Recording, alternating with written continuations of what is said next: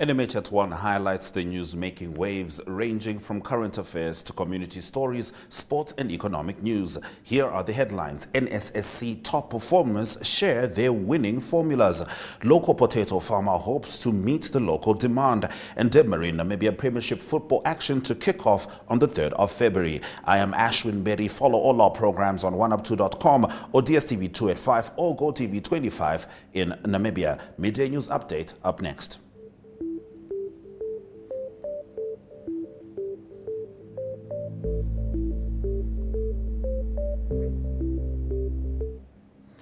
Now, Viljon Ndapopiwa, the first of the candidates on the shortlist to be appointed as a commission member of the Electoral Commission of Namibia, was welcomed by Batseba Kashiyohungwa, chairman of the Electoral Committee, for the interviews held at the National Council. 11 candidates will have to undergo the interview process before the committee presents their choices to the president. Now, Visual News highlights local stories from across Namibia right after the break. Stay with NMH at 1. Welcome to What's Cooking, where culinary passion meets expert insights. Somebody must really want to cook and want to cook good food. Immerse yourself in the bustling world of professional kitchens as top chefs create mouthwatering dishes. Join us for in-depth interviews as our host explores the experiences and expertise of our guest chefs. Don't miss out. Tune in to What's Cooking on NTV every Friday at 2100 hours and let the culinary adventure begin.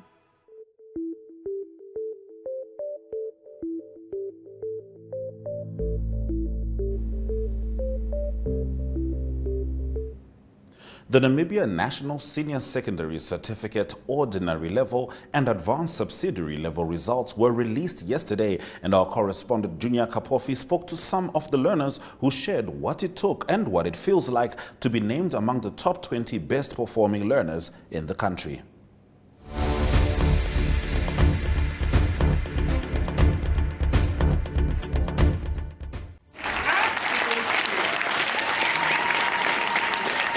One. All right, please introduce yourself for our viewers. My name is Andrea Shinime from Gonda Vision School, and I was doing ordinary level. Yes, and what position are you? I'm currently position 1. All right, congratulations. Please tell us, how does it feel to be position 1 in the country? I'm very proud of myself because I didn't think of making this position. And how did you prepare yourself for your exams? What is the secret to your success?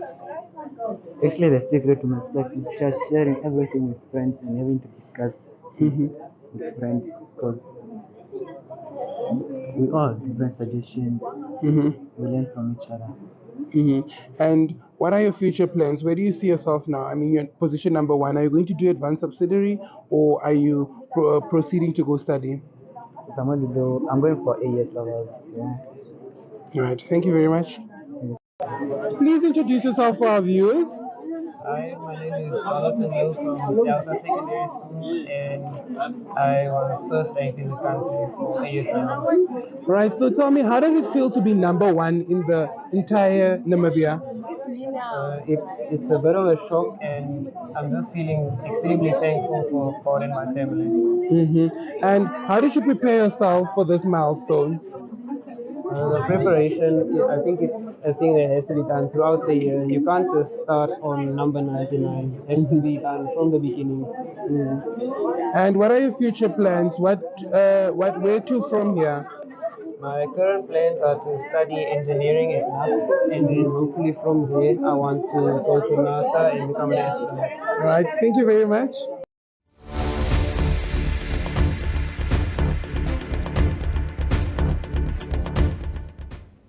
After the break, Namibian Sun leads us into the newspaper review segment.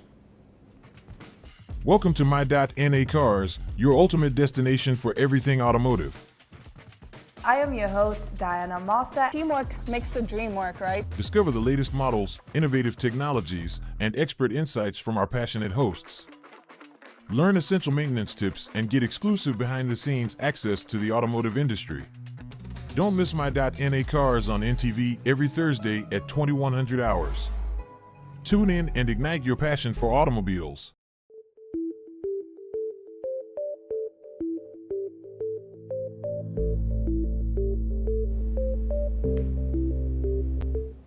Now, Namibian Sun leads with word that an official send-off to award the national colors to the brave warriors could have prevented the casual attire controversy currently facing the team. Namibia Sports Commission Chief Administrator Freddie Muya has said. Now, this comes after the Namibia Football Association withdrew the controversial casual shirts yesterday, which sparked outrage due to their alleged similarity in colors to those of the SWAPO party. The withdrawal means Namibia will not wear the shirts at the Africa Cup of Nations showpiece, which commences this coming weekend. On page 3, SWAPO Secretary General Sophia Shaningwa has responded to staunch SWAPO foot soldier Simuku Paulos Karembera, who accused the party's administrative head of being a selfish leader and a salary collector who is running the affairs of the party for her own gratification. These allegations are contained in a widely circulated audio authored by Karembera, well known as Kafuka Namibia, who did not hold back when he claimed Shaningwa was allegedly destroying the party ahead of the 2024 presidential and national assembly slated for later this year. Now, he accused Shaningwa of being bitter and of purging party leaders who did not support her candidacy at the party's 2022 elective Congress, where she was re-elected into the position that she currently holds.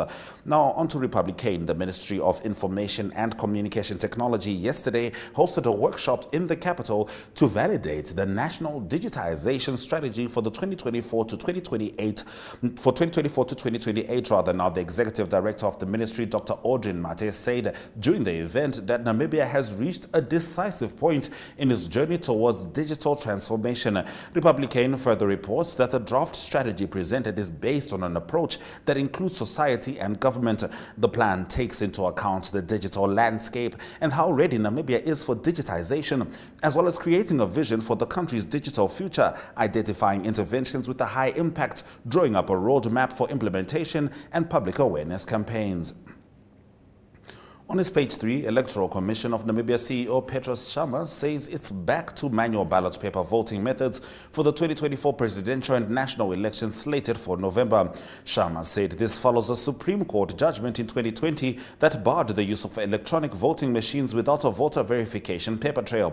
ECN has developed the electoral calendar, serving as a roadmap in preparation for the conduct of the presidential and national assembly elections scheduled to take place later this year, he confirmed. Now, these elections will be preceded by the general registration of voters, during which eligible Namibian citizens will be expected to register anew to cast their votes in the forthcoming elections, Sharma added. On Agamaina Zeitung, the Namibian Minister of Education announced the examination results of the 2 exams written at the end of 2023. The NSSC results determine further schooling or limited access to universities, while access to universities is often fundamentally based on the successful completion of the examination. Now, Agamaina Zeitung reports on the front page that the Minister of Education, Arts and Culture, Ananyi Pondoka, announced that 40,682 full-time candidates registered for the ordinary level examinations at the end of 2023. This is 2,663 candidates more learners than the full-time examinees for the 2022 end-of-year examinations. Pondoka added that these examinees sat the examinations at 381 full-time centers compared to 363 in the 2022 school year. On to AZ's page 2, the report that Hydron's Oshivela project north of Swakopmund, which could be a breakthrough in the production of green iron. International interest in the pilot project is enormous, so great that Shiela, another iron project, will not be sold after all. The partnership between Namibian and German companies known as High Iron says it has received so much attention from various iron ore suppliers, including Brazil, Uruguay, Canada, Australia, and South Africa, that Reptile Uranium Namibia's Shiela Iron project will not be sold after all. Namisan's environmental impact assessment also indicates that sufficient ore for High Iron's pioneering Oshivela pilot project can be sourced from the international and other Namibian sources. Stay with us as we continue with the Namibian after the break. Neo Paints has established a 67-year Namibian legacy, creating personalized paint solutions that blend quality and innovation for the Namibian people.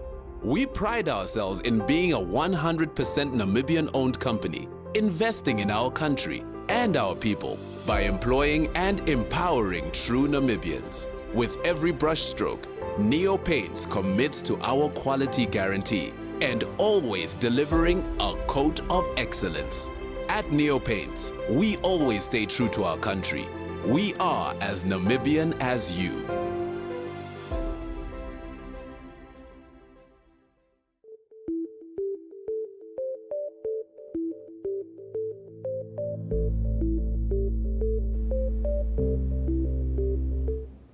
We continue with the Namibian. Namibia has thrown its support behind South Africa's move to bring Israel to the International Court of Justice, aiming to end its military operations in Gaza.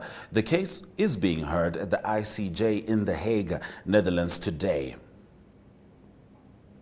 On page 3, the Namibian reports that Namibia falls below global as well as regional averages in digital infrastructure. The National Digital Strategy for 2024 to 2028 draft policy shows.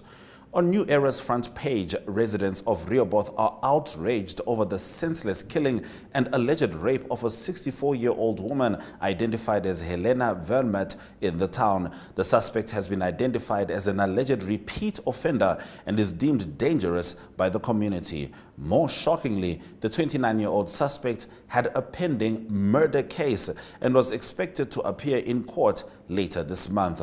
A police source confirmed that the same suspect is linked to the murder of a man who was robbed and killed in a riverbed at that town last June. Now, Hardap Deputy Commissioner Jessina Nell acknowledged the ongoing court proceedings related to a previous murder case involving the same suspect.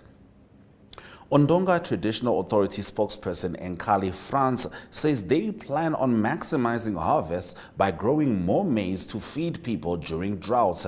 He told Nampa in an interview on Tuesday that it is only the government which feeds the nation when disaster strikes, hence the need to build food reserves for use during difficult times. We want to contribute to security in our country, and we have learned from experience that it costs us more when there is insufficient food during a disaster. Moving over to Market Watch, Portuguese oil company Galp has confirmed the discovery of light oil in its Mopane well and will conduct further test work to assess the commercial viability of the find. Galp made the find together with its partners Custos Energy, which holds a 10% stake, and the National Petroleum Corporation of Namibia, also a 10% equity partner. When we move over to economic news after the break, we highlight the farming potential of a local entrepreneur. More on this after the break.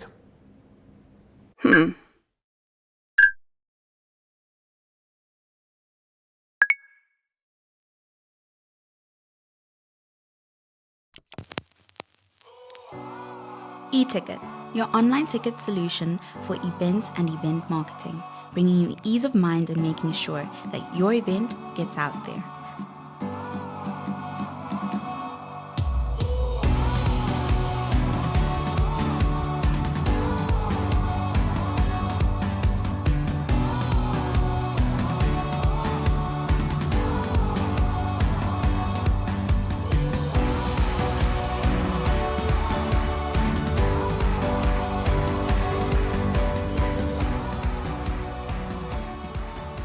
For more information, contact events@nmh.com.na.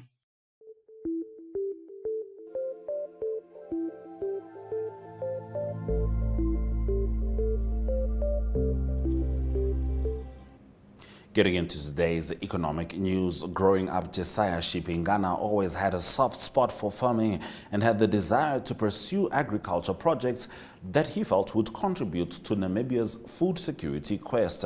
Fast forward, and Shipingana became a household name in Windhoek's Samora Machel constituency, where he assisted his neighbors to set up backyard vegetable gardens.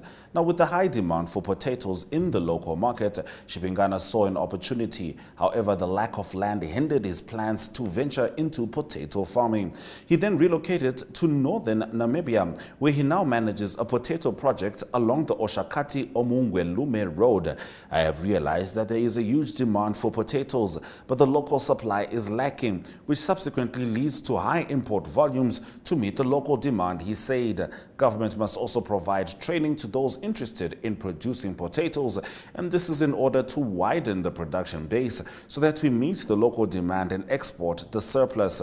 The Namibia Statistics Agency last year announced that Namibia imported potatoes worth 21 million Namibian dollars in October 2023, mainly from neighboring South Africa. Official statistics released by the agency towards the end of last year also indicate that between October 2022 and October 2023, the average monthly potato imports stood at 17 million Namibian dollars. The demand for potatoes locally is so high that it is one of the crops on the special list that is always open for importation without restrictions. Retailers and importing agents spent 120 million Namibian dollars between 2019 and 2020 on importing washed potatoes in order to meet local demand. Let's head to the economic indicators.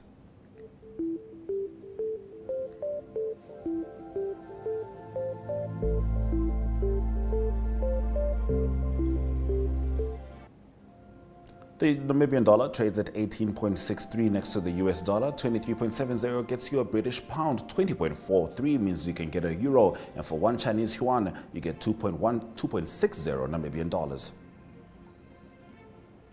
Most selected NSX stock closing prices maintains their value. First Rand Namibia Limited still on 49.01 points. Overall index closed up 0.54%, whilst the local index maintained its value. All commodities are in the green, with the largest uptick coming from Brent crude oil plus 1.64%. Now, Uganda's President Yoweri Museveni has said that external attempts to pressure his country are futile, more than a week after Uganda was expelled from a major US-Africa trade program. Now, the details on this are coming up after the break. We are all seeking connection to each other, to the world, to the spaces we exist in.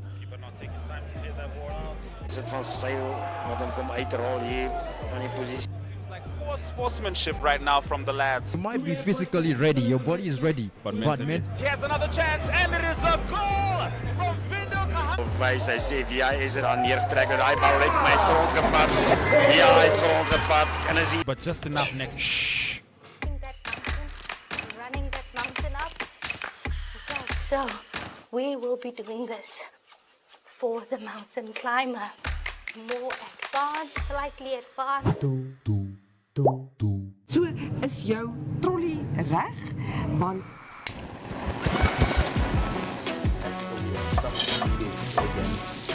I love it. I love it. So then we kickstart our countdown at number 5 with this one. Op Netwerk TV se Klets Kompas gesels ons nuus van 'n Maandag tot Donderdag. Ons kyk ook na die weer en meer. Stories wat jou raak en stories wat saak maak. They've made a mistake in denying me bail, and they've made several other mistakes in many other cases. The channels that teach us something new or reflect our expression. So it goes beyond switching to the right station. It's about choosing the experience that can adorn the present, dressing it with our tastes as we expand our preferences, because what we are actually connecting to is boundless, limitless human energy. And this is the spirit of NTV.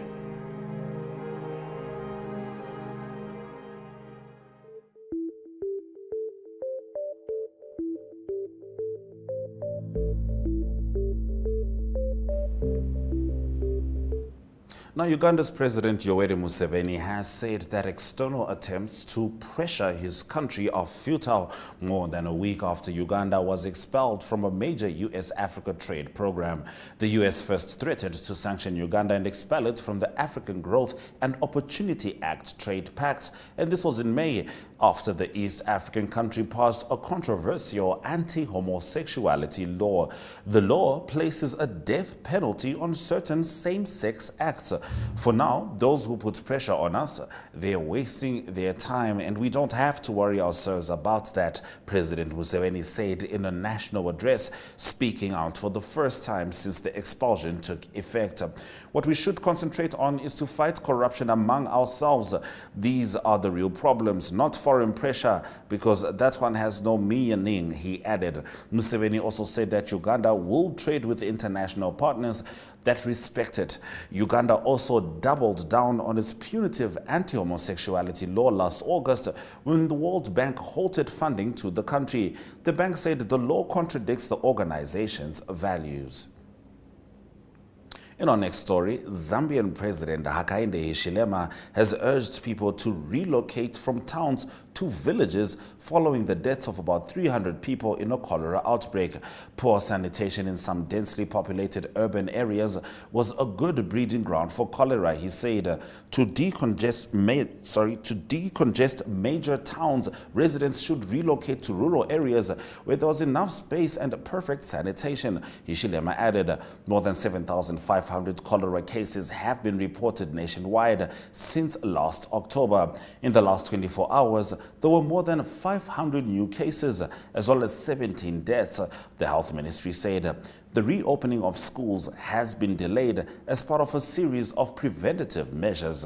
Now, the disease has so far spread to 8 of Zambia's 10 provinces.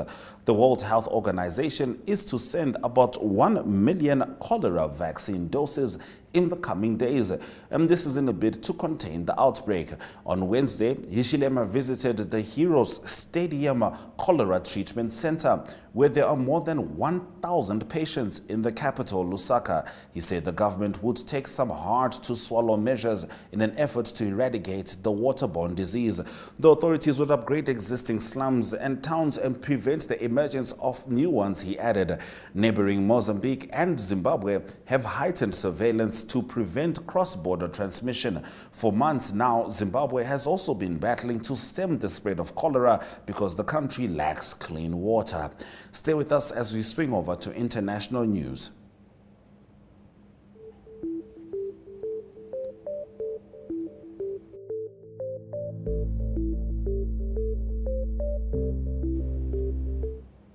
In international news, the US as well as the UK have hinted that they could take military action against Yemen's Houthi rebels after they repelled the largest attack yet on Red Sea shipping. Carrier-based jets and warships shot down 21 drones and missiles launched by the Iran-backed group on Tuesday night. The UN Security Council passed a resolution on Wednesday demanding an immediate end to the Houthi attacks. The text endorsed the right of UN member states to defend their vessels. Now, the Houthis reacted scornfully to it. The spokesman Mohammed Ali al-Houthi calls the resolution a political game. They claim to be targeting Israeli-linked vessels in protest at Israel's war against Hamas in Gaza. The UN resolution demanded that the Houthis immediately cease all such attacks which impede global commerce and undermine navigational rights and freedoms, as well as regional peace and security. 11 nations voted for it, but Russia, China, Mozambique, and Algeria abstained. Earlier, the US and several allies warned of consequences for the Houthi attacks in the Red Sea. Asked about potential strikes in Yemen, UK Defense Secretary Grant Sharp said, "Watch this space." The International Chamber of Shipping says 20% of the world's container ships are now avoiding the Red Sea and using the much longer route around the southern tip of Africa instead. The Houthis said they targeted a US ship on Tuesday, providing support to Israel. It was the 26th attack on commercial shipping in the Red Sea since the 19th of November. Now, Israel prepares to defend itself today at the top UN court against accusations of genocide in Gaza as Prime Minister Benjamin Netanyahu for the first time publicly rebuffed calls by some right-wing ministers to permanently occupy the enclave. Stay with NMH at 1 as we head over to local sport.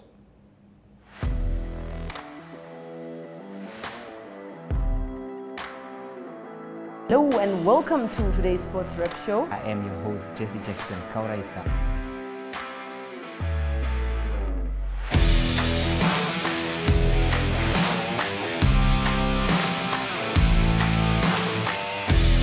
In replay, Namibia, who had won the toss for the first time on this tour. Good day everyone, time for international sports news, starting off with tennis news, both on the WTA for women's and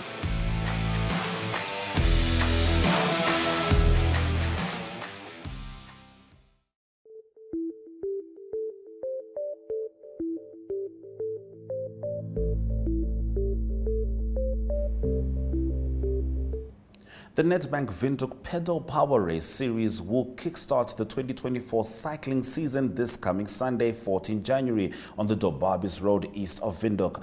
The first of the 6 races will start at 7 a.m. at the Nampower Station entrance on the Dobabis Road, with over 300 cyclists expected to take part in the event. The organizers have introduced exciting categories in a bid to make the event exciting and inclusive. These include mountain bike category, the school teams category, the para-athlete category, the individual category in the time trials event, and a regional event that will be hosted outside Windhoek. Now, the 2023 Nedbank Desert Classic saw returning champions Jordan and Kevin Winsel cement their names in the history books of the competition as one of the first ever father-son to win the Nedbank Desert Classic back-to-back. The 2023 Nedbank Desert Classic, dubbed Namibia's Major, took place on 28 to 29 December 2023 at the Rossmond Golf Course in Swakopmund. The 2-day golf tournament saw a record-breaking 164 players, the biggest field of players since the inception of the series, take on the challenge and crowned tournament winners. And the Namibia Football Association has announced that a second round of player registration for football clubs in the country will be open from 15 to 12 February. The association also reaffirmed that registration will be done on the FIFA Connect system. The clubs must upload a complete registration form for the players, even if they are amateurs. A certified copy of the player's identification document has also been requested, or a certified birth certificate if the player happens to be under 17 years old. Stay with us as we swing over to international sport.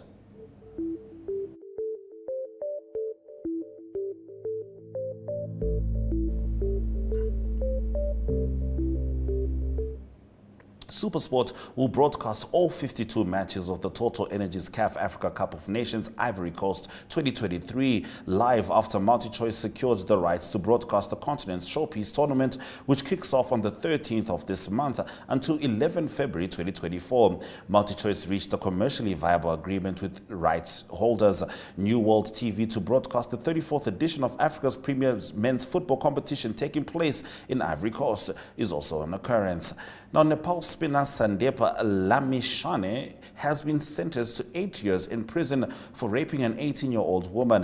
Now, Lamishane, who is not in custody, was not present when the sentence was handed down at the court in the Nepalese capital, Kathmandu, on Wednesday. Thank you for staying with NMH at 1. Stay with us as we give you the highlights after this short break. Neo Paints has established a 67-year Namibian legacy, creating personalized paint solutions that blend quality and innovation for the Namibian people. We pride ourselves in being a 100% Namibian-owned company, investing in our country and our people by employing and empowering true Namibians. With every brushstroke, Neo Paints commits to our quality guarantee and always delivering a coat of excellence. At Neo Paints, we always stay true to our country. We are as Namibian as you.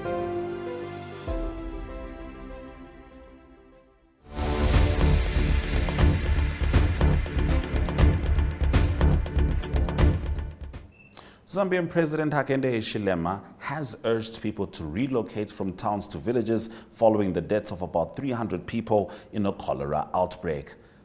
And in our next highlight, the US and UK have hinted that they could take military action against Yemen's Houthi rebels after they repelled the largest attack yet on Red Sea shipping. Those have been your highlights on NMH at 1. Make sure you find us same time, same place tomorrow. Enjoy the afternoon.